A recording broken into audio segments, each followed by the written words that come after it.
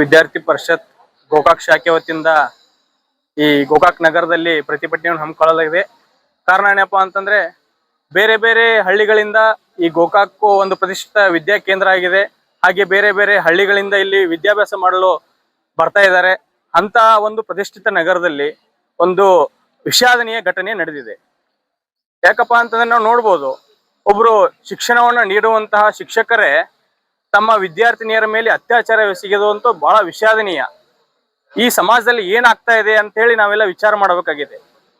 ಯಾಕಪ್ಪ ಅಂತಂದ್ರೆ ಏನೋ ಪಾಲಕರು ಒಳ್ಳೆ ಶಿಕ್ಷಣ ನೀಡ್ತಾರೆ ಅನ್ನೋ ಕಾರಣಕ್ಕಾಗಿ ತಮ್ಮ ಸಂಸ್ಥೆಗೆ ವಿದ್ಯಾರ್ಥಿಗಳನ್ನ ಅಲ್ಲಿ ವಿದ್ಯಾಭ್ಯಾಸ ಮಾಡಲು ಕಳಿಸಿದಾಗ ಶಿಕ್ಷಕರು ಈ ರೀತಿ ಮಾಡುವುದು ಸರಿಯಲ್ಲ.